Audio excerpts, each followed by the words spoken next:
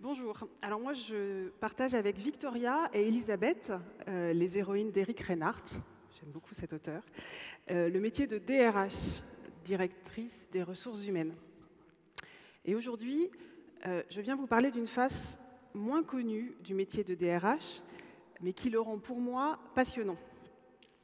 Alors nous en faisons tout le constat, les intervenants précédents en ont beaucoup parlé. Le monde change, le monde se transforme, le temps s'accélère, et les nouvelles technologies ne changent pas seulement nos modes de communication, mais aussi nos sociétés, nos organisations, nos entreprises. Et aujourd'hui, les entreprises qui veulent exister de façon pérenne sont celles où l'innovation aura pris le pouvoir, où l'agilité sera constante, où de nouvelles compétences, de nouveaux comportements, de nouveaux usages seront favorisés. Et ça, c'est une problématique de DRH, et c'est pour ça que ce métier est passionnant. Pour être un petit peu plus précis, parce que ça peut paraître très vague, les offres de nos sociétés connaissent une révolution digitale. On parle de e-commerce, on parle de e-banking. On a des pans entiers de nos activités qui se dématérialisent. Vous le voyez comme consommateur, vous le voyez comme citoyen. On peut travailler à distance, on en a entendu parler tout à l'heure, ou en réseau, à l'échelle de la planète, en plusieurs langues.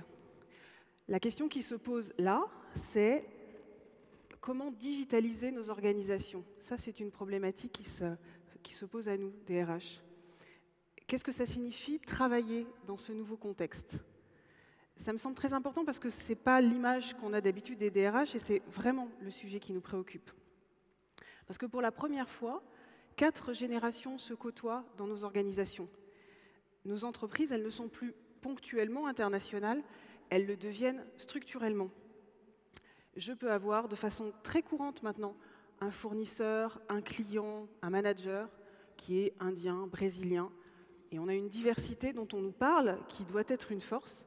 Mais la question qui se pose à nous, DRH, c'est comment donner du sens à ces projets d'entreprise, comment faire que concrètement ça fonctionne. Un autre sujet qui nous préoccupe et qui me semble-t-il est très, très, très intéressant aussi, c'est comment adapter le processus de développement des compétences à cette accélération du monde. Parce qu'en même temps, on a des opportunités maintenant. Vous avez entendu parler des MOOC, donc ces universités qui mettent le meilleur à la portée de tous.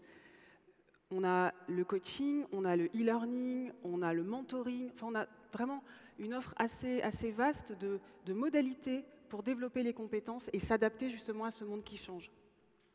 Mais finalement, la question qui se pose à nous, c'est comment articuler ces opportunités, comment trouver à chaque fois le bon dispositif qui répond vraiment à ce nouveau besoin.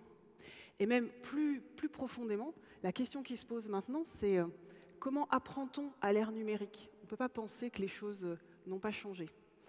Et donc ça, ce sont des questions qui peuvent avoir l'air vertigineuses, mais qui sont vraiment au cœur de nos préoccupations. L'autre question peut-être plus concrète pour nous, c'est même d'aller chercher des talents sur des métiers qui n'existent pas encore, ou pour lesquels on n'a même pas de centre de formation. Donc ça, c'est une problématique dont on a parfois entendu parler avec le monde du digital, mais c'est une problématique qui devient de plus en plus importante pour nous, DRH.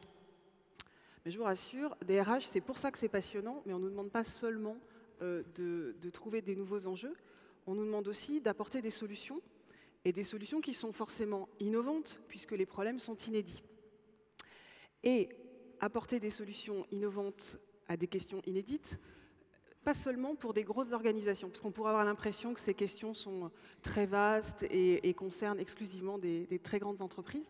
Et moi, je viens vous dire qu'effectivement, c'est possible aussi dans des PME. Parce que je suis très fière d'être DRH d'une PME, de 230 personnes néanmoins, mais d'une PME qui est quand même la base du tissu économique français. Et donc, je voulais vous donner 2-3 exemples d'actions qu'on a mis en place. Par exemple, nous aussi, on est confrontés au fait d'être dispersés sur Lyon, Nantes, Lille, Aix, Marseille, alors aussi Genève et Bruxelles, mais pas forcément Shanghai. Comment faire pour travailler, collaborer, et vraiment collaborer de façon efficace? Pour ça, on a mis en place un réseau social. Mais un réseau social, ce n'est pas, pas la réponse. La question, c'est comment développer l'usage de ces réseaux sociaux pour en faire véritablement des outils de collaboration. Et là, l'enjeu est précisément là. Un enjeu RH, c'est ça. C'est comment faire qu'on utilise correctement un outil pour en faire un outil de collaboration et de transformation. De la même façon, nous sommes une société de conseil et donc l'enjeu, c'est vraiment la diffusion du savoir. On a mis en place une Juliette University, accessible 24 heures sur 24, avec un système informatique dont on est très fiers, et qui permet justement de partager le contenu. Puis on a mis encore en place quelque chose d'assez sympa, qui est un processus d'intégration. Alors, je crois qu'il faut qu'on arrête de penser que maintenant, dans ce monde qui change, on intègre qui que ce soit, comme si on recevait un collaborateur, on lui donnait un plan de marche en disant « voilà, le monde sera comme ça, rentre dans les clous ». Évidemment, on n'est plus là-dedans. Maintenant, on est dans des processus qu'on appelle d'onboarding. Maintenant, monter dans le bateau, rentrer dans l'aventure. Et nous, on a mis en place un dispositif qui utilise ce qu'on appelle la réalité augmentée. Vous savez, quand vous utilisez un iPad, que vous pouvez balader sur quelque chose qui ressemblerait à un tableau, et qui fait qu'au moment où vous rentrez dans le dispositif, vous restez acteur de ce que vous êtes en train de faire, et vous créez votre propre dispositif d'approfondissement et de découverte, en l'occurrence d'un projet d'entreprise. Donc oui, l'innovation existe en ressources humaines, ce n'est pas forcément le domaine dans lequel on le mettrait, mais oui, ça existe. Et oui, nous sommes convaincus que l'humain est au cœur de toutes les révolutions à venir. Vraiment. Et je pense qu'il n'y a pas de doute à avoir là-dessus. On pourrait le résumer par « Trust Human, Think Innovation ». Il se trouve que c'est la baseline de notre groupe, le groupe Julier. Et ce groupe Julier a justement comme vocation d'apporter des solutions en RH et management innovantes à ce type de questions. Donc le groupe Julier, vous le connaissez certainement, il est français, il est indépendant, il est en croissance, donc oui, c'est possible. Il se développe à l'international parce qu'effectivement la France a une vraie compétence sur tout ce qui touche à l'humain et tout ce qui touche au développement des organisations.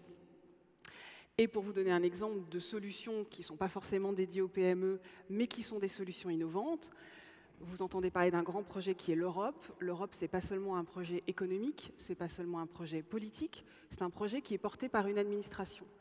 Et une administration, c'est un ensemble de managers.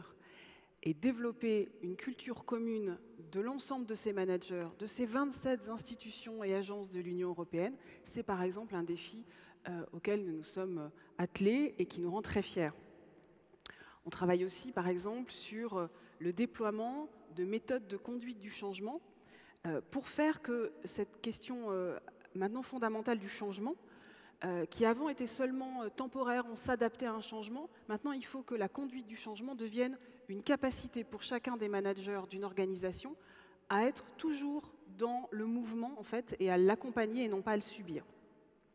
On déploie aussi, par exemple, des programmes d'engagement, parce que finalement, ces organisations qui évoluent, qui se dispersent, qui se diffractent, qui sont à moitié dématérialisées, à moitié digitales sur plusieurs continents, elles sont toujours confrontées à une question qui est comment être certain que chacun contribue au projet d'entreprise, comment être finalement tous partie prenante, garder du sens, donner du sens. Et imaginez-vous bien que donner du sens dans ces périodes-là, c'est vraiment une vraie compétence, une vraie expertise. Et je suis là pour témoigner qu'en France, nous avons ce type d'expertise, qu'on l'exporte, et que le résultat est très important parce que ça touche au jour le jour des hommes et des femmes. Voilà, je ne serai pas beaucoup plus longue. J'espère que vous aurez compris que DRH, contrairement à l'image qu'on peut s'en faire, c'est un métier de passion, que les RH sont au cœur des transformations du monde actuel et qu'il existe en France des entreprises indépendantes et innovantes qui répondent à ces nouveaux enjeux. Trust Human, Think Innovation. Merci.